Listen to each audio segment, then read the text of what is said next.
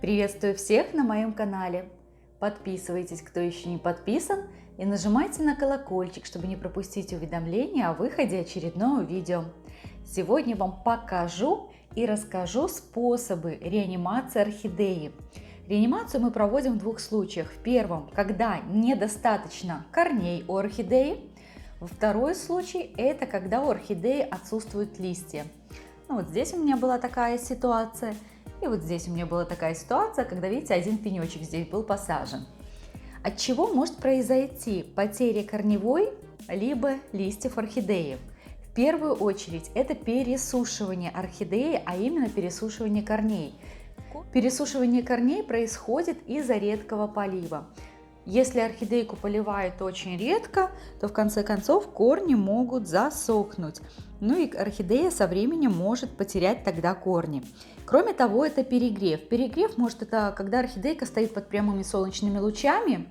Запросто могут быть солнечные ожоги вплоть до повреждения и отмирания листвы. Также если стоят очень близко к батарее, например, также может произойти перегрев.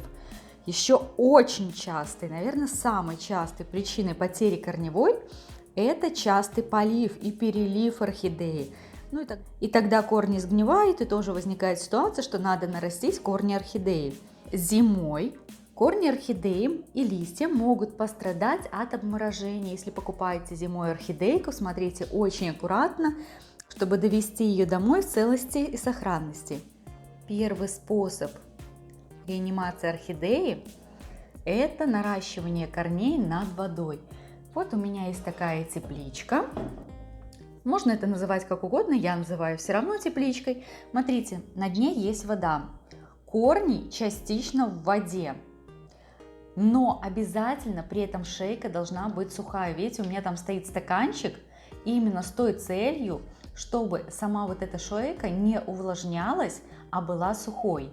Периодически, я не просто так содержу, раз в неделю я эти корни полностью смачиваю, то есть набираю побольше вот так водички и обычно добавляю циркон, например, вот я ее с помощью циркона наращивала.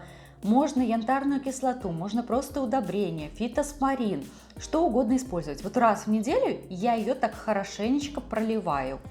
А так остальное время она у меня стоит просто над водой. Про историю этой орхидеи я оставлю ссылочку в описании под видео. У нее были листья, но они пожелтели и отвалились. Но самое важное, что когда они желтели правильно, то есть усыхали. С края вот шло усыхание и желтение листа. Вот этот как раз-то листик и отвалился. А этот листик уже совсем-совсем новенький. Он нарос у меня вот по такому вот методу. У этой орхидейки, вот смотрите, есть новый корешок. И вот кроме такого вот содержания, водичка у меня обязательно отфильтрованная. Я ее еще первое время прикрывала просто пищевой пленкой. И вот так накрывала, тут только дырочки обязательно должны быть, чтобы была вентиляция. Потом содержала вот так наполовину, теперь я уже эту пищевую пленку убрала. Но на первых этапах я ее использовала. Обязательно перед тем, как помещать орхидейку вот по такому методу, смотрите, чтобы была хорошая шейка. Если есть с ней проблемы, мы сначала шейку обрабатываем, немножко подсушиваем, а вот потом ставим наращивать корни вот по этому вот методу, когда часть корней находится в водичке. Следующий способ реанимации орхидеи – это листьями вниз. Вот таким образом. Обычно этот способ используется в том случае, если орхидейка гнила все-таки. Вот гнилая, например, шейка была, ее надо обрабатывать, подсушить. То есть здесь, если шейкой все хорошо, но перед тем, как разместить, мы немножечко ее подсушиваем, то здесь именно когда проблема с гнилью. Тогда можно вот таким образом разместить, то есть влага будет поступать через листья. При этом обязательно используем хорошую тару, куда орхидейка вот так хорошо помещается, и воду чистую, также отфильтрованную водичку мы используем. Вот так это выглядит, тогда со временем орхидейка может нарастить корешки. Я вот эту орхидею так разместила для видео, а так у меня вот эта орхидея и вот эта стоят по такому же принципу наращивания корней над водой. Вот здесь они размещены у меня. Но вот такой метод также есть. Способ реанимации орхидеи – это использовать вот такую тепличку. Я просто мох взяла сухой, потому что сейчас у меня надобности в такой тепличке нет, но чтобы показать, вот разместила там орхидейку. Просто берете мох, он должен быть влажным. Обязательное условие, он должен быть влажным, но не мокрым. Тепличка отлично подходит, потому что в ней можно держать высокую влажность и хорошую температуру для орхидей. И тогда вот таким образом вы размещаете во влажный мох орхидейку и накрываете какой-то крышечкой, которая у вас есть. Как вариант, можно сделать несколько дырочек. Если видите, что слишком высокая влажность, можно приоткрывать, открывать, проветривать эту тепличку. Смотрите очень аккуратно в этом методе. То есть мох, главное, когда увлажняете его, обязательно такой чуть влажный, не мокрый, не перелитый, чтобы орхидейка здесь в таких условиях, находясь, не загнила, потому что, сами понимаете, там будет очень высокая влажность, когда вы закроете эту тепличку. Еще один способ реанимации – это когда у орхидеи полностью отсутствуют листья. Вот этот не совсем яркий пример, потому что все-таки, когда я ставила эту орхидейку на реанимацию, у нее были листы. Но вот у меня есть пенечек, у которого листов не было совершенно. И этот пенечек мне дает уже третью детку. Две детки я уже отсоединила. Вот, одна детка доращивает корни, и вторая детка у меня уже давно растет. Она уже в грунте, у нее уже корни в росте, она пошла в рост вообще отлично. Про эту орхидею также есть видео на канале, ссылочку оставлю в описании под видео. Посмотрела, корни в принципе хорошие, думаю, ладно, пускай постоит, немножечко посмотрю за этим горшочком, если что, просто выброшу. Но очень-очень быстро, опять же, здесь выросла детка.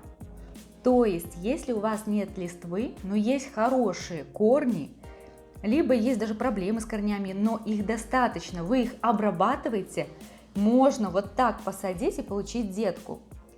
Я предполагаю, что вот просто очень-очень скоро, может быть на днях, вот эту орхидеюшку я посажу по такому же методу. Я, конечно, думала, что она полностью избавится от листьев, но она умничка, конечно, у меня. Поэтому вот эту орхидейку, так как я подозреваю, что здесь вот, смотрите, растет маленькая детка, то, скорее всего, сейчас я эту орхидейку посажу по такому же принципу. Ну, посмотрим, может и это растение вырастет как самостоятельно, может детку, но что-то будет. Выбрать, какой именно способ реанимации подходит именно вам. Но опять же, учитывайте те условия, про которые я вам рассказала, пересушена орхидея, либо она наоборот гнила, есть у нее листва, либо нет листвы. Но кроме того, хочу сказать, что метод надо подбирать под себя, под свои условия, а иногда при реанимации можно использовать несколько методов. Например, вот эту орхидею, сначала она у меня стояла листьями вниз.